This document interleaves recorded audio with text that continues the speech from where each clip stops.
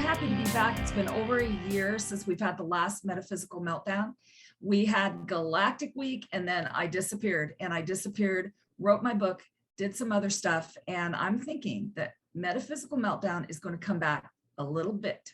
So between now and the end of the year, I will be interviewing a few people, and just really excited today to have Carrie Akre. We'll have her come on in a second. And actually, she's here. You can probably see her right now. I don't know how Tom's going to set this up, but you know how it goes. It's magic. So it's magic today. The energy is so freaking high. We might talk about that for a second. I think everybody's just getting bombarded. So whatever you're doing to keep care of yourself, good on you, because today's the day to pull out all the stops. The salt bath, lots of water. I hope you have a really rockin' awesome water bottle like I do that looks just like a rainbow. And so we're going to start. So welcome, Carrie. I'm so happy to have you today. Hello. I'm so glad to be here. I just loves you. Well, you know, there's a lot to talk about because Carrie is a rock and roller and she's a coach, and she is a longtime Pacific Northwest person. So we want to hit on all of those things today if we can. We've got the whole show is for you. So could you tell us a little bit about yourself? Just kind of set it up so people know who I'm talking to today. Okay, sure. Well, I started doing music or am somewhat known for music around being in the bands Hammerbox and Goodness. I've also done like a side project with folks from Goodness and Mike McCready of Pearl Jam, and that band was called the Rockfords. I've have 4 solo CDs. So I've been in music in the Northwest since '89.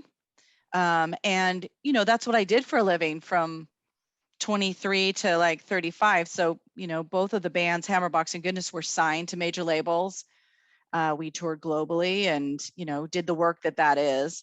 And that's what I did for a living during that whole time. And so I have a big background with music and a love of music and its storytelling. And I still write and play music. You know, I did that for a long time, but we all know how much fun the music industry is.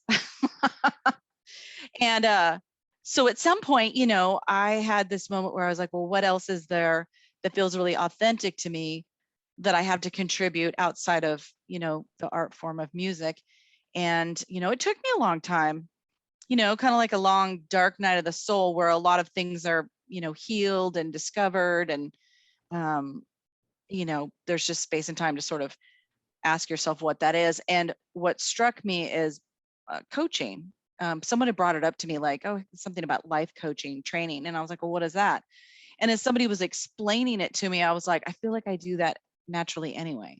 Mm-hmm. For people. I tend to attract people. And someone had said to me a long time ago that, and maybe it was you, Mary, I don't know. Someone had said like, even the sound of your voice, like the thing about my voice and its tone attracted people during music. But even when I'm talking to someone, they'll end up revealing things that they probably didn't even realize, you know, they just start sharing. And there's something about the healing nature of my voice that lends itself to that kind of work. And I my whole life love to go deep and I love to learn.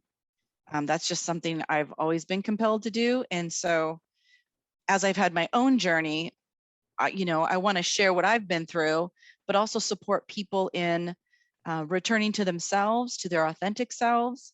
So I coach a lot around that in midlife, around using your intuition as opposed to using your head. You know, I think we're all, you know, initially raised to function within a certain construct, right? And that construct says here's how you get success. It looks like this. And I don't necessarily believe that that's true. I think it's different for everyone. And success can mean a lot of different things. So that's something to challenge as well. Success to me is happiness. So as you can see, there's lots of, you know, with clients getting into like challenging stories, personal stories. What is true? What is true for you? What are some patterns or things that you get stuck on, and how do you change that or reverse it? And so I just like to get in there with people. I call myself the killer journey buddy. because I love to go deep and I love to be on that journey with people. I love to share anything that I've been through. And that's where I feel grateful. I feel like with the very interesting background that I have, I've been through a lot of things. And so something that I've been through usually comes into play for somebody else. And that's really satisfying to be able to go, oh, that, those things that I learned or went through were worth it and valuable because now I can help somebody else out. And connecting like that is really, I love that. That's like something I seek. So that's the long journey, right, Mary? Oh, it's so good though. I mean, when you can mine your own pain. Tell Amen. everybody. I've been reading this book. I have about 6 different books going at the same time, but Oh, yeah. I'm reading this book called The Gift of Fear by Gavin de Becker. And it's all about human behavior. And he says people come to him and say, I don't, that person suddenly snapped. They suddenly snapped and attacked me. I don't know why. He says, yes, you do. Because people will signal, they'll signal. And intuitively, you can pick up on that if you're open. And I love that because everybody's intuitive, don't you think? Yes, yes. I think that there are some changes in the way people function that help them get back in touch with that. And so, when I first started working in coaching, you were really supportive of me. I love, I tell people, or I recount how I was on a call with you and you were like, well, okay, are you ready? Are you ready to believe that you're going to be a coach? Like you had to help escort me into like believing that it was real. And you're like, okay, you're ready. Are you ready now? I really appreciated that. That's You know what I mean? Yeah. So, I mean, you've been there also when I've talked about like developing this program that has come to me that I call Decide, Believe, Go.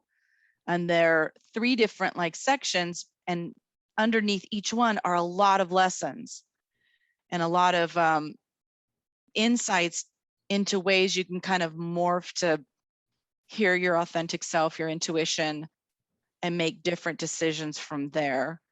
And one of those things is to slow down, be quiet, and listen. And I don't know what you think, but I feel like our culture isn't really built to teach us that. Mm-hmm. It's almost something you will eventually learn in life because of something catastrophic, where it just forces you to stop, or, you're a seeker and you naturally will figure that out. Something just won't be working anymore. Right. Mm-hmm. And for me, that definitely happened, especially when, my mom passed away 7 years ago. And that was a huge catalyst into forcing some change and definitely slowing down and stopping in order to process that grief. And so that was the first time I ever took up regular, what I would call meditation, but a lot of it is taking space and time and silence to sit. And in the beginning, it was to let anything that needed to come up for grief, because I knew when she passed, I knew it was the biggest thing, catastrophic thing that had ever happened to me. So it's sort of like I knew the tidal wave was coming. and I was like, I have no idea how this works. I do know this is huge. So the only thing I can think of right now is just to make sure I have quiet, safe space on a regular basis to process whatever comes up. And a lot came up for years. Yes. And lots of folks are going through that right now. I noticed that many people pulled in, and a lot of it was grief because there's been so many losses lately. Not only losses of like actual death of folks. So many people have lost people, but they've lost their business. They've lost their clients. They've lost their friends. Right. And my guides kept saying grief, grief, grief. And I got sick enough to process. I had crazy stuff happen last couple of weeks, and process that grief. It's got to come out. And when you are actively in grief, if you have a big loss like a mom or a spouse, got to sit in that and got to be in that, or it will come out some other time in some other way. And it's not pretty. Exactly. Harder on the system, don't you think? Much harder and not sustainable. Mm-hmm. I'm always amazed at the people who will stuff it down and leave it. Like I am not really capable of that. I know that I will get ill. I mean, I think I've known that my whole life, that I'm just not someone who has that capacity to, I'm not built that way, you know, hence why I probably, really went actively into music to express yourself, because it was like, it's got to come out. Even if uh, I guess I feel grateful for music and for doing something before you even know all the reasons you do it. It's almost like a godsend of like, wow, this was good for me in so many ways. Like I learned how to express myself. I got to do it through lyrics and singing, and so many subconscious things came out. So just a lot of gratitude in that way, around that art form for me. Because yeah, like stuffing it is just a recipe for illness in my book. Well, it is. And I bet you left it all on the stage on those nights, didn't you? Yeah, there was no holds bar, and it's something I think about now. I had a friend point out to me, um, to remember, or to take away from that whole experience and remember some of the things that I still need to retain, like the, singing vocally and expressing myself is mine, and also a very PowerPoint for me, like a strong point for me that sometimes I really need to exercise. It's like I feel like a founding element of who I am, and a tool that I need to continue to use on some level, here or there, because there's intrinsic like power for me in singing, and I need it. Mhm. Not just even for health reasons, not for popularity reasons, more the vibration of singing and just leaving it out all on the stage is like, I need that sometimes. I need that exercise of expression, because I kind of get some of my power from that, Oh, yeah. responsibly. Well, it's great because we know, well, we should have known forever that even just listening to music makes a difference in one's body. Oh And yeah. it's not like the body is all a whole bunch of separate pieces. It's all together. Yeah. It's kind of like when you have, I don't never had this, but people who have had liposuction, they gain weight back and it pops out somewhere else. Right. I don't know how I got that connection, but if you don't release Yeah. out of the body, it's going to come out somewhere else, and it's not going to be easy. So when people say, yeah, she just snapped, well, no, intuitively she Yeah. probably knew she could have had a lot of little snaps. So I say to anybody out there, let her rip, get it out Yeah. there. Yeah. Yeah. Yeah. In a healthy manner, like Mhm. whatever is yourself. Yeah, you got to get it out. And I always like to tell people too, there's safety on the other side of that. Like, it won't go on forever, in terms of grief and things like that. I mean, time really does a good healing, as long as you're addressing things and being with yourself on a compassionate timeline, right? No rushing, no shoving, no beating yourself up like you just, come on, hurry up, get over it. There's a lot, I don't know. I just think there's a lot to be said for just giving yourself some like space and room, and just, trusting that at the end, it will get better. It will get better. You'll know a lot more. It's not forever grieving at an intense level. And I also really believe in, recently I was talking about this, asking for help. One of my big things was I think during music and even afterwards, is I just had no history of asking for help. Like I didn't reach out to people. And at some point, that really hit me. I really had a crossroads where I was having a very difficult time, was in no way in practice of asking for help. And it just really created this pinnacle moment of feeling lost, depressed. It was so painful. And I remember talking to my mom at the time, and she was like, oh, why don't you call somebody? And I can see it now. I was literally standing in a doorway listening to what she was saying. And I said back to her, I'm like, who would I call? Like, because in my mind, I couldn't figure out like who would be the person who would really, really understand me, know what I'm talking about or what I've been through, that I could trust or anything. Like I just had no concept of who that might be, or that it could be a lot of people, right? Just no practice in it at all. And so at some point I really started to course correct that,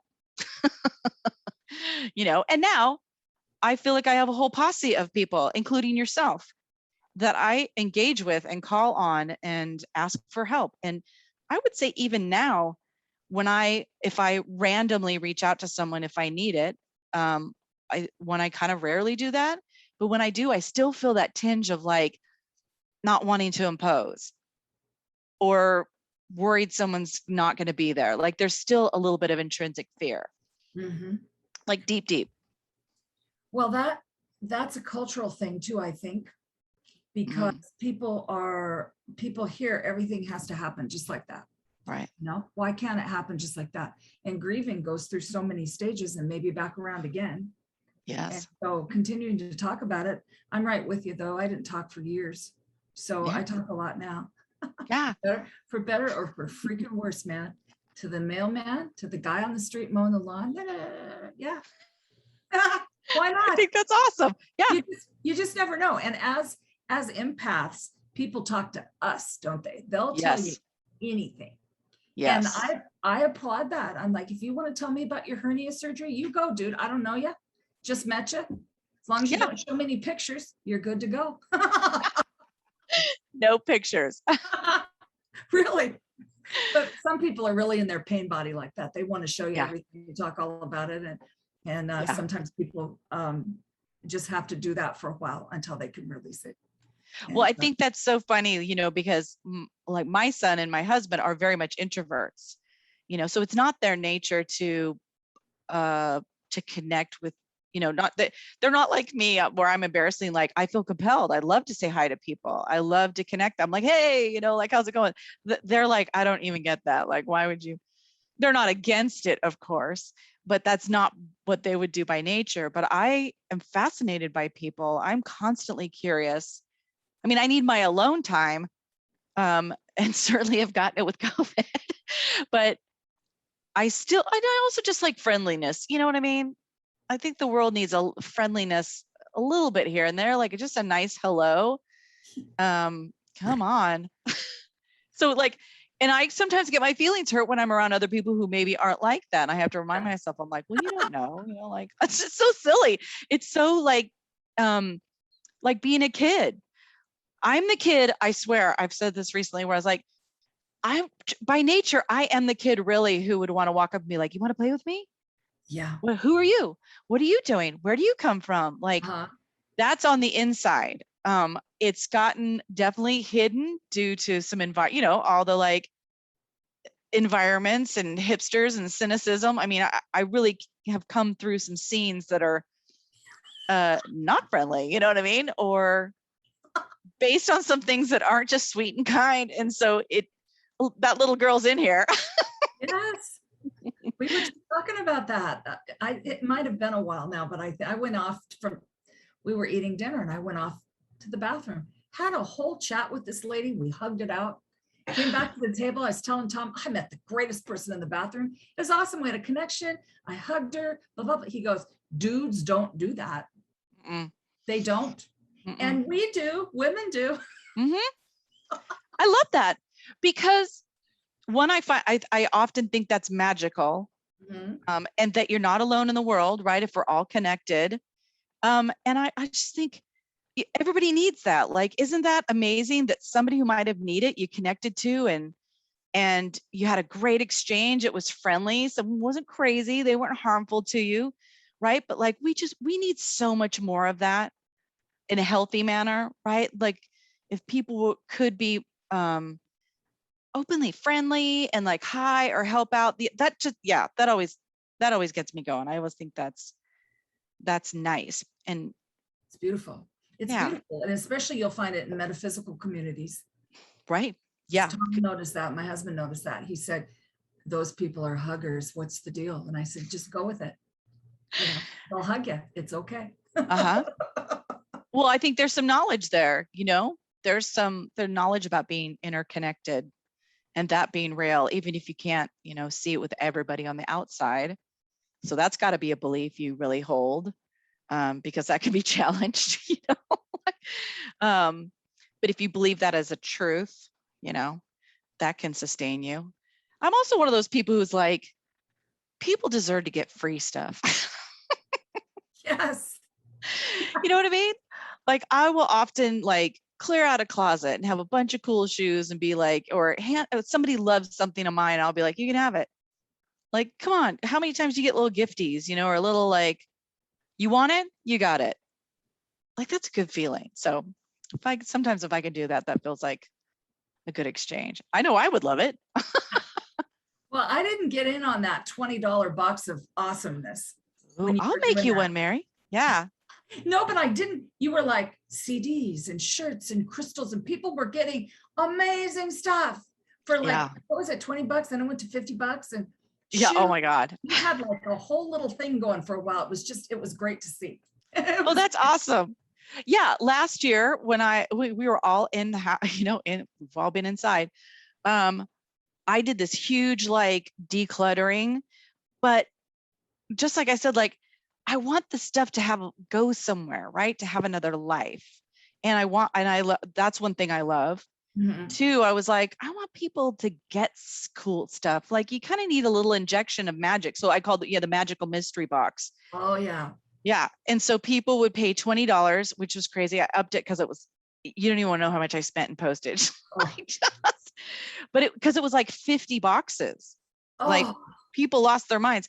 I loved it. Don't get me wrong. I loved it because every single box, I would literally go intuitively put it together. Like I'd go look at the person on Facebook.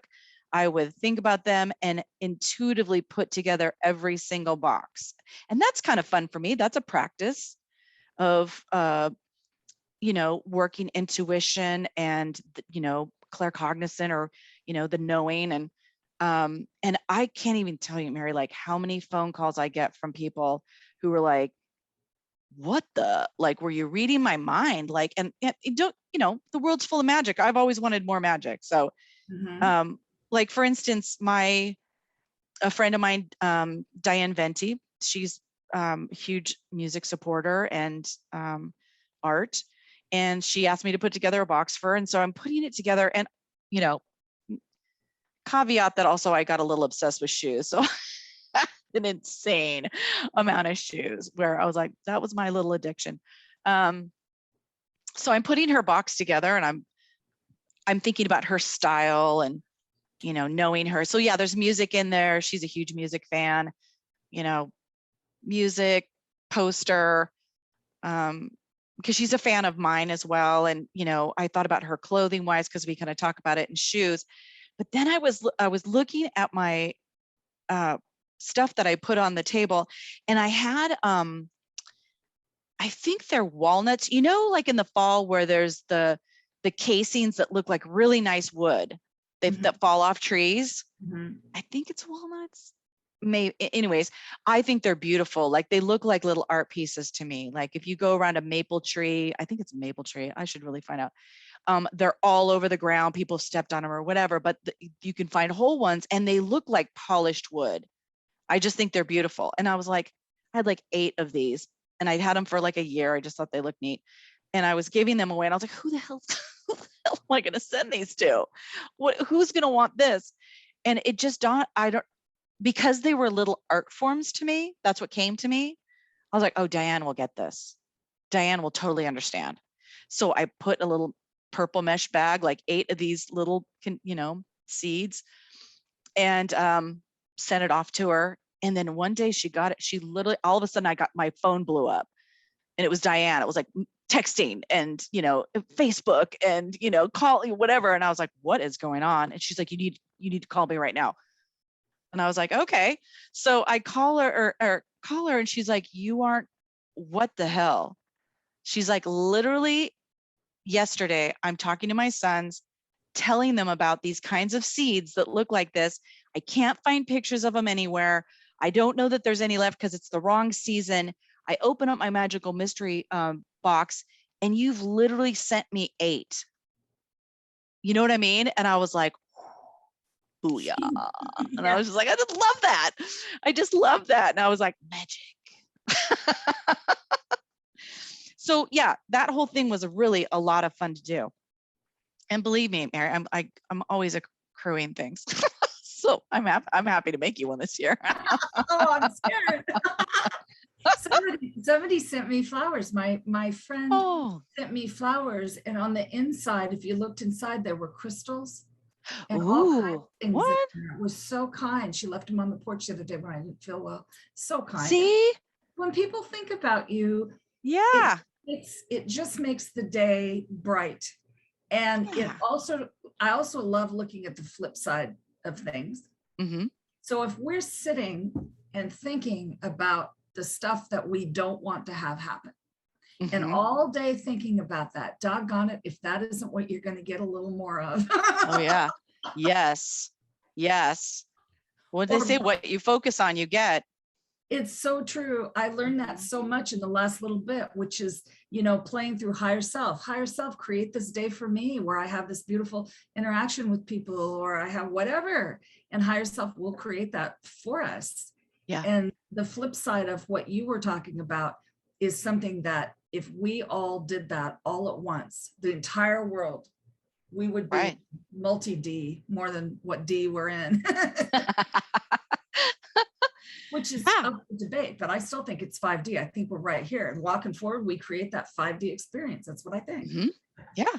And I do believe, like, as you put that out there, people, like you said, people start to connect, people start to find you. And it's that slow web that is very real. And I appreciate, because I look at my life 7 years ago, even 6 years ago, and what it looks like now, the things that I have either built or attracted, like, like a friend circle, a healer circle, things that I, and the people I've met through you and through other people that are now a part of that web is really comforting and exciting at the same time.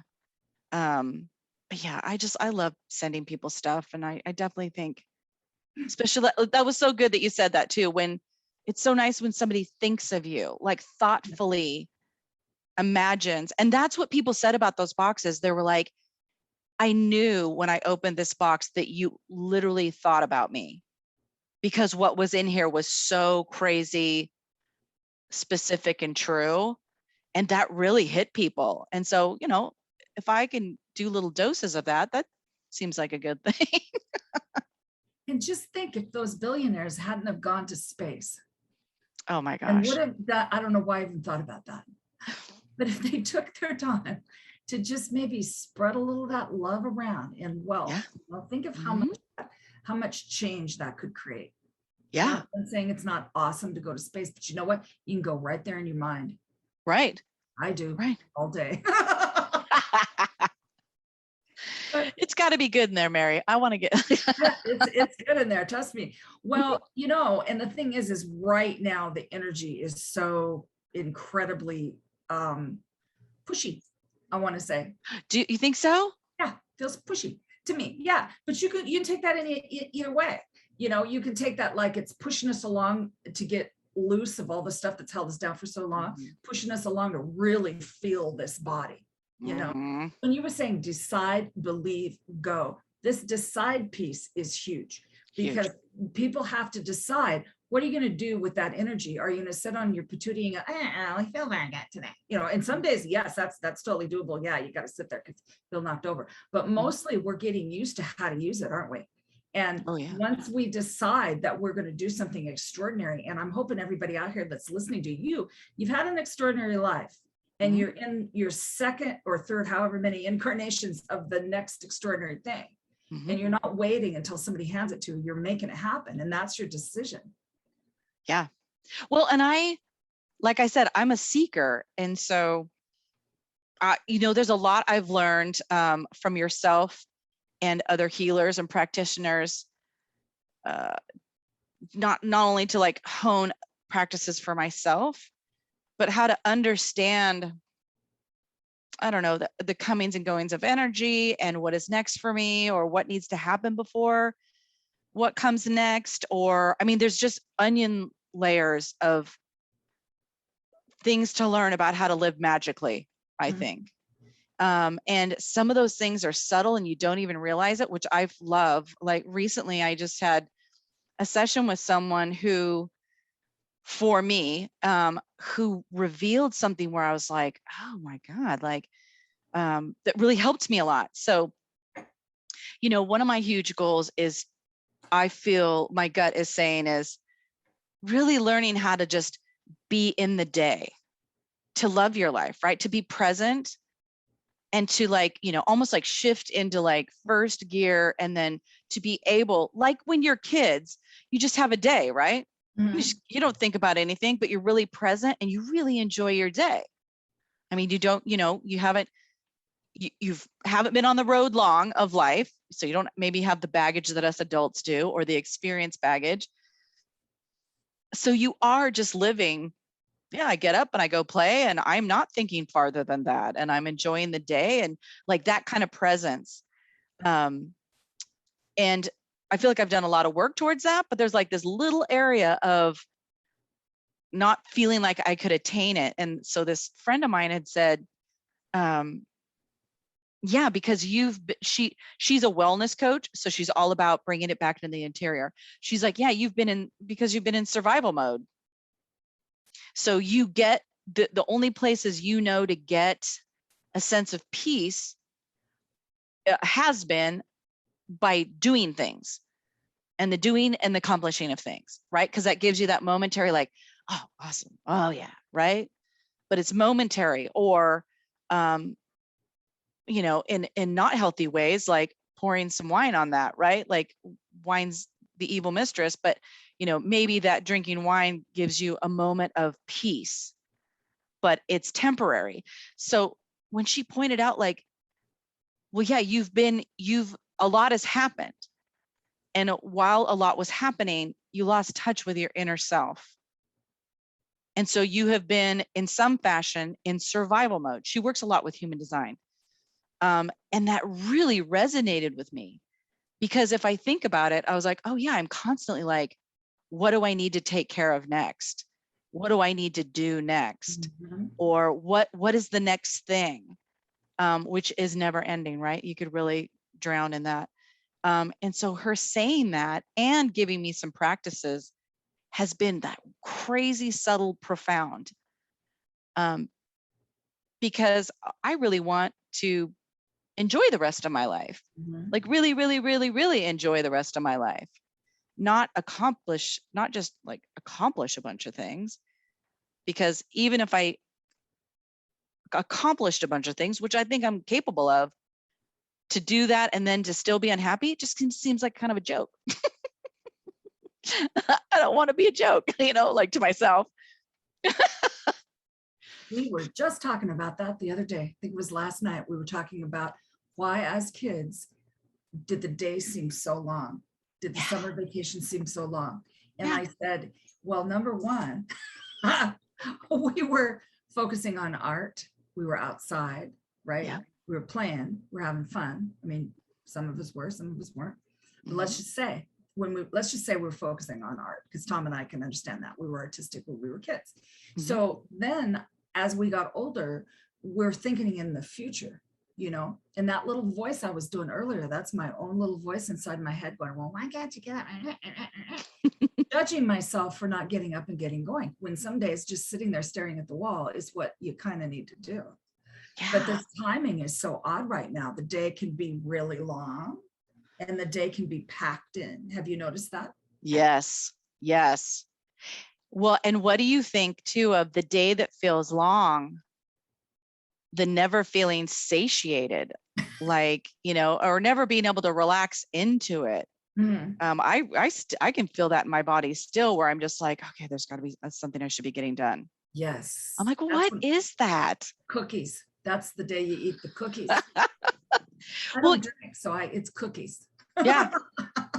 Well, tell me what you think of this, Mary, too. So on those days when I can feel that I'm doing that thing, I actually kind of make myself do nothing. And I'm trying to get better at it. I'm not too good. I'm like, okay, pick 2 things and that's it. Like read all day. Like really just read all day. Don't, read and then flit to this and flit to that. And I don't do that well, but I've been trying to figure out like how to move into the place where you're really feeling satiated by life and really enjoying the things that you have.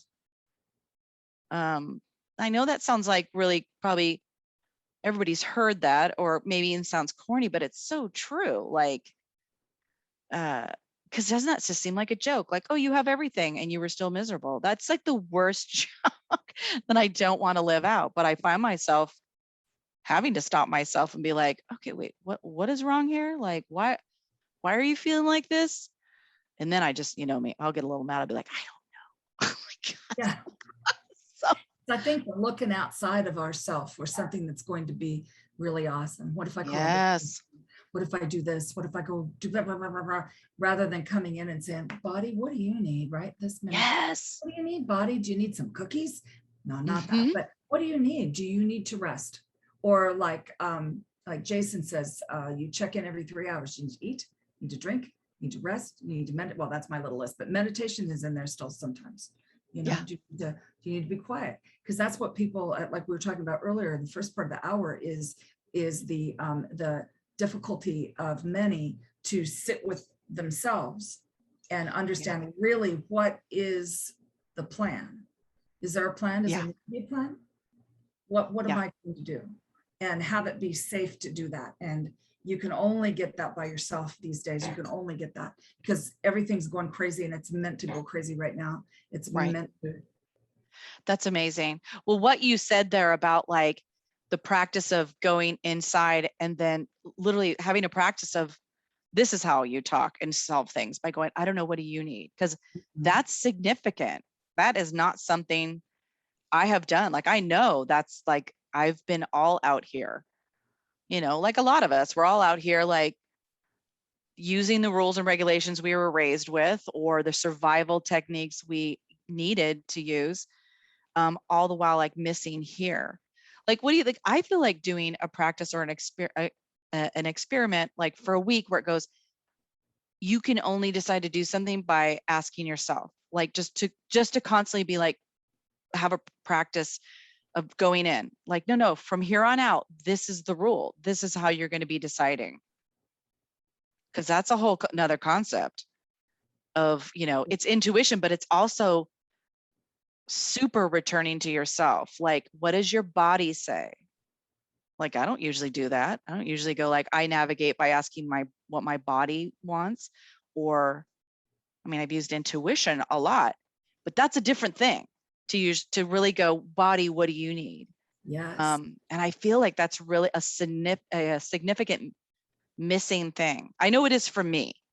And so I'm going to get more extreme with my little experiments about, in order to reset, or maybe that's the right way to live, is just be like, stop worrying about doing a lot of things. Just live and ask your body. Because it's true. We all have these, not we all, I guess I should make generalizations, but there are, the idea of like, what have you done? What have you accomplished? And, and what does that mean to the world, or how is it measured? Is also something that I think trips people up, even in my own life. So when people think about music or being in bands, that's really fantastical, right? That has an image, and it's usually maybe a blown out fantastical image. And that's not usually the truth of the matter. But if what I do is looked at this way and measured, then I'm like trying to hit goals that are like kind of false. You know what I mean? Mm-hmm. And so I just think that's something to watch out for. Like, is success really by making a lot of money and having a lot of things, or is my happiness from success only going to be made if I get signed to a major label and sell millions of records? Like, if I don't do that, am I less? Like, well, when did that become the right thing selling millions of records, you know what I mean? Or the good thing or the way you're supposed to go. Like really deconstructing that is something I feel like is really important, you know, to get people also back to the ground. Because you can really mess yourself up with those thoughts. You know, false ideas of like, no, this is what success looks like. And I'm like, what does it really look like? Because again, the worst thing is the joke. I mean, you've seen it in any like music VH1, you know, behind the scenes or any music documentary. It just feels like it's always the same, you know, like they're making music, it's amazing, they get successful, and then at some point there's a tipping point, and then people start getting like addicted to drugs, they're depressed, they're sexually assaulted, they're, you know what I mean? There's just like this pinnacle, you know, the industry wears them down, and it's just like, yeah, super awesome. Sell million records. So great to sell, or they die, you know what I mean? Like, yeah, that was such, wow, that's a great goal. Like, don't get attached to a fantasy, you know? Oh, Lord. Oh my gosh. Well, backtracking a moment so I don't forget this. So asking the body what it needs, right? That's great. And then when you get your higher self, you can get your higher self to talk to you. Oh, yeah. Oh, cool. And really, you have to go in for that. But then Yeah. when you can hear your higher self, that's a game changer. It's a game changer. Yeah. And then when you have your aspects come in and all of a sudden you're more of who you are, and then the soul embodies, which is yet, that part has yet to happen for me. My soul's still, you know, it's out there somewhere. See, I still have more to learn in that arena, and I'm super excited. You know, those are like just getting back in touch with yourself, you know, being able to hear your higher self, to believe like, oh, is that, what does it even sound like? Is that what I'm hearing? You know, it's a whole nother way of living. That's exciting to me, you know. It's small, that little voice is not really loud. So you have to be quiet to hear. It's just like channeling. How do you get yourself out and hear, you know, hear what's outside of you? You have to be quiet. And in order to be quiet, some days to learn how to do that, really sitting on the sofa is going to have to be the whole day. It really, and it has to be okay, right? I mean, it has to be able to give yourself a break, because all day long we give other people breaks. Why don't you sit down now? Oh, you're so sweet. Here, have a cookie, you know? And so if you could talk to your dog, if you could talk to yourself like you talk to your dog, you know, oh, you're so beautiful. Look how beautiful, look how soft you are. Right. And say that to yourself. There's growth there, you know? Yeah. Well, and I bet there's a lot of times people hear their higher selves, but like you said, it's so quiet that you're like, oh, is that it? Exactly. You know, you can question it. Like, because I feel like I've heard my higher self just say, stop doing everything. Just stop it. Like, stop doing, just go read. Nope. Put down the wordscape, you know, or Candy Crush or whatever. Like it is there. It's like, oh, is that you? Like, yeah, that's your higher self. Well, somebody told me once they thought it was their guilty conscience speaking. Oh yeah. Half hour. No. No. Your higher self. Well, that's the reason why you got to get a copy of that book, The Gift of Fear. It really tells I will. I'll send it. That's pretty awesome. But so tell us, I mean, I love to talk to you. We have so much fun. I'd love to talk to you about Decide, Believe, Go, your retreats, workshops and stuff. We've got about 10 minutes left. So really talk about what you do so people can come find you. So I do work as an intuitive life coach. I work with individuals. I also do group workshops, although during COVID, that's just been a little down for the count. I have been partnering with a coach I've worked with, Aaron Gallagher, to do some retreats. And the next one we're doing is in Joshua Tree in October. And then we'll collaborate some in the new year. And we gather about 8 people. And we do a lot of things. There's coaching, there's meditation, there's Akashic records, all new moon rituals, things like that. So it just depends on where it is and what theme we're giving it. We give it a theme. And then I'm actually starting to write this book for Decide, Believe, Go, just like a little book. And it's what has come to me anyways, about how to sort of like pivot or change direction when you're feeling like, a lot of times in midlife, feeling something's not working anymore. I mean, often naturally people come to a point in their life where like, it's not, something's got to change. You know what I mean? And so what I use, or what I believe has worked for me, or what's come to me too, is like deciding what is all behind getting to a decision. Mhm. And it's a lot of behavior change. It is about stop, be quiet, slow down, listen, put things down in order to hear the voice, your internal, your intuition, and practice that.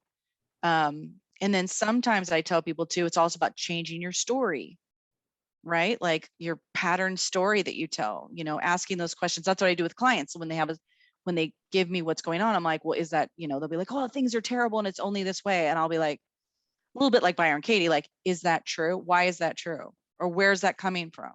What do you think's underneath that? And so the believing part of it is really all about intuition and believing in yourself, or learning how to believe again. Some of it's just recovery, just learning how to believe again. That requires trust. That requires like healing, and believing in magic again, so. And then go to me is a lot of lessons about like just the foot on the path, one step at a time, practicing all these things. It's not about shoving, hurrying up, accomplish a bunch of stuff. It's just about forward movement. It's a much more compassionate practice rather than like chop, chop, chop, chop. We got to succeed. We got to go. We got to, which I don't think is healthy. No. So I'm working on like, like I totally admire, you've written some books, like, oh, I'm writing a little book around that, going to do a little workbook, and want to do workshops around it. And when people come to the workshops, there's going to be a lot about just reteaching how to be present. A lot of practices about like getting back into your body in order to do this work. And I love it because it's like onion layers. Mhm. With everybody. It's just onion layers. So I'm doing all those things, and, people can get a hold of me for coaching if they're interested, and they can, go to my website, which is carrieakrecreative.com. I'm on Instagram as Akre Carrie, and my email's carrie.akre@outlook.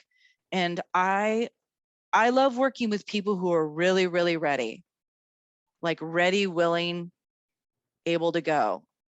Really open to like something's, I'm open to learning, because I love going on that journey with people. And, I let people know like, look, this is for you. It's not about me. It's more driven by you than you would think. I'm not here to boss anybody around or tell them how it is, or, everybody has those answers on the inside and they're unique. And that's, if I can help people find that again, that's what I care about. So, so I love doing it. So if people are interested, I'd love it if they want to get a hold of me. And I'm still doing music, still, writing. I'm going to be recording again. I'm going to be doing little singles. Danny Newcomb, who I wrote with in Goodness, him and I are going to be writing again. I'm doing a podcast called, so I have a podcast called Between You and I. And you can see it on iTunes or Spotify. And our website is betweenpodcast.com. And so just like this, like I love the conversations. And so it's just for conversations, people that I wanted to talk to. And so Beautiful. It's kind of fun. We will have all of your info the bottom of Woo-hoo. this. Yeah, we'll have it. I'm sure people didn't have a pen. Totally. And I talk fast. Well, I just think decide, believe, go. You got to have some shirts. You have some shirts? Oh my God, I have shirts. Okay. Yeah, I've got black t-shirts that just say in bold letters, decide, believe, go. Yes, I have t-shirts. If people want those, and they're just, even if you just want to wear the idea on you before you feel like it, that's helpful too. I was just watching a little video yesterday, and it was a guy interviewing young metal heads with shirts. Did you see that?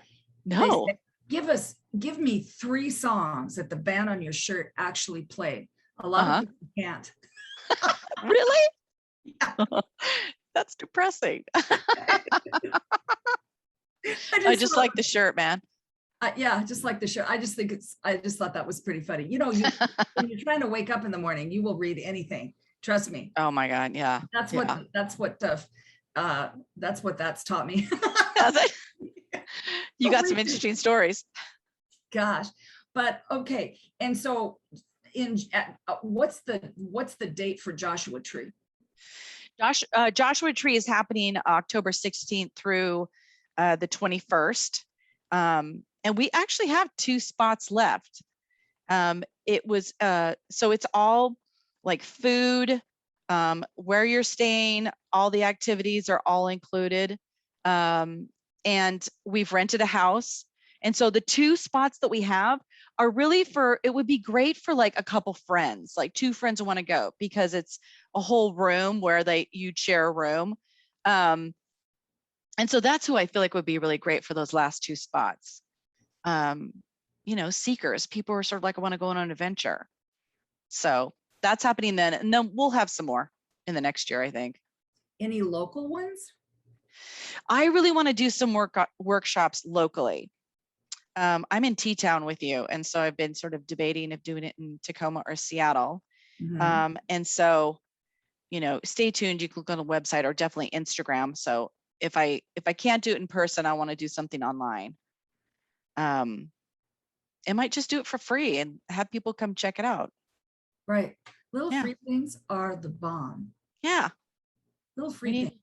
Well, you know what? Do you have anything you want to say to wrap it up? Because we're getting towards the end. Well, Mary, Like this. it's like this. Here's the truth. No, I'm just happy I'm so excited that I got to do this with you. We've been talking for a long time, and I love your audience. I love the people who come and watch this, and I'm just really grateful. Thanks for having me on here. It's been really fun. Oh, it has been fun. Bless you. Namaste all day. Loved you.